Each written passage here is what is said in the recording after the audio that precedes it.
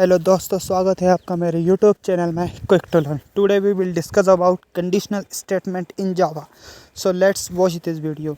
So this are used to check the condition and execute the set of statement based on the condition.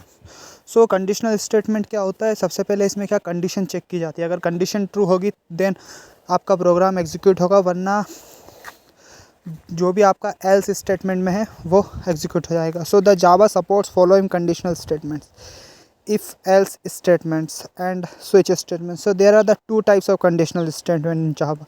First is the if else statement and another is the switch statements. So conditional statement नाम से ही आपको पता पड़ रहा होगा कि इसमें पहले कंडीशन चेक होती है। अगर कंडीशन ट्रू है तो ही आपका प्रोग्राम एग्जीक्यूट होता है, वरना जो भी फॉल्स स्टेटमेंट है वो एग्जीक्यूट होता है। तो अब हम पढ़ते हैं कि इफ़ एल्स स्टेटमेंट क्या होता है और स्विच स्टेटमेंट क्या होता है जावा में। तो जावा एक बहुत ही क्या सेंसिटिव लैंग्वेज है। इसमें आप जो भी लिखना रहेगा वो बड़े ही सेट ऑफ रूल्स के हिसाब से देखना। तो अब हम देख लेते हैं सबसे पहले इफ़ एल्स स्टेटमेंट क्या होता है। सो इफ़ एल्स होता है, so if statement is use to test the condition. It check booleans condition true और फॉल्स। सो इफ़ क्या करता है? इफ़ करता है आपकी कंडीशन को चेक करता है। अगर आपकी कंडीशन अगर कंडीशन ट्रू होगी सो देन ही एग्जीक्यूट होगा, वरना फॉल्स होगी तो दूसरे वाले स्टेटमेंट में चला जाएगा।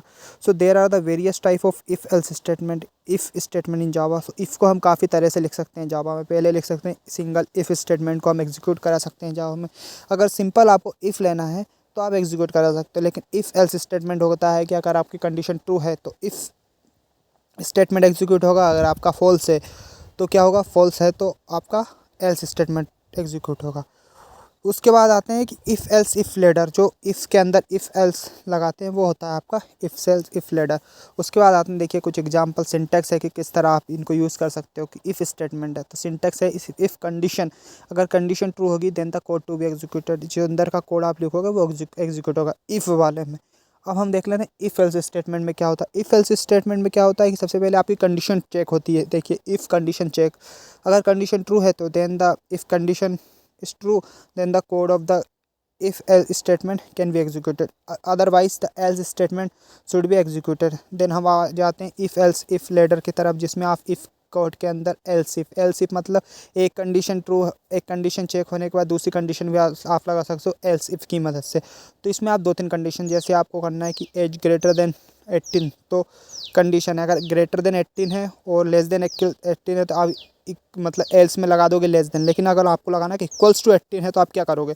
तो उस हिसाब से आप क्या लगा सकते हो? एल्स इफ कंडीशन लगा सकते हो। तो इसमें यही सिंटैक्स होता है कि इफ़ लगता है, इफ़ के बाद एल्स इफ लगता है और देन आफ्टर एल्स लगता है। तो आप इसको किसी भी तरह से लिख सकते हो इफ़ एल्स इफ लेटर को, कि if then else if then else. तो ये तीनों होता है आपका क्या? If statement, if else statement and if else if ladder statement. So ये तीनों को बड़ी ध्यान से पढ़ना, क्योंकि आपको कहीं किसी भी प्रोग्राम में इफ़ स्टेटमेंट का यूज़ करने को लग जाएगा। किसी प्रोग्राम में जहाँ पर आपको कंडीशन चेक करनी है, then true and false, then if else and then last one is the if else if ladder. उसके बाद आते हैं हम स्विच केस स्टेटमेंट क्या होता है।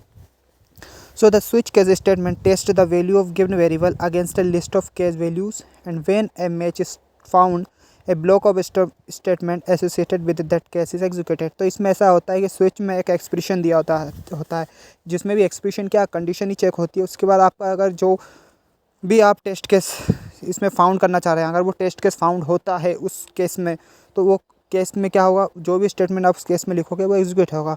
जैसे इसका सिंटैक्स है स्विच एक्सप्रेशन मतलब कंडीशन चेक होगी। देन केस वैल्यू 1, इसके अंदर कुछ स्टेटमेंट लिखाएगा। केस वैल्यू 2 तो इसके अंदर कुछ स्टेटमेंट लिखाएगा। तो इस तरह आप इसका कर सकते हो, इसका यूज़ कर सकते हो। अब हम एक एग्जांपल लेते हैं स्विच का स्टेटमेंट का। तो पब्लिक क्लास स्विच डेमो लगा रहे हैं, public static void main argument is the main class. इसका लिखा है हमने इंट डेट 2, अगर डेट 2 एंड स्विच डे तक चलेगा। अब हमने केस 1 लगाया, case 2, case 3, case 4, case 5, case 6, case 7 and last one is the default. तो हमने केस करा। अब हम डे इक्वल्स टू क्या करेंगे? जब भी हमारा डे 2 के बराबर हो जाएगा तो उस केस में क्या एग्जीक्यूट होगा? उस लाइन का स्टेटमेंट जो भी आपने कोड लिखा हुआ है वो एग्जीक्यूट होगा। तो हमने लिखा है केस 1, तो 2 है स्विच मतलब डे इक्वल्स 2 दिया हुआ है, तो 2 जहाँ पे केस आएगा वही वाला स्टेटमेंट आपका एग्जीक्यूट होगा। तो केस 2 इसमें एग्जीक्यूट होगा और आउटपुट क्या मिलेगा आपको? आउटपुट मिलेगा मंडे। ब्रेक स्टेटमेंट क्यों यूज़ करते हैं? इसको मैं लास्ट इसको नेक्स्ट वीडियो में बताऊँगा कि बैक स्टेटमेंट क्यों यूज़ करते हैं। तो ये होता है कि इसका आउटपुट आएगा Monday. So thank you guys.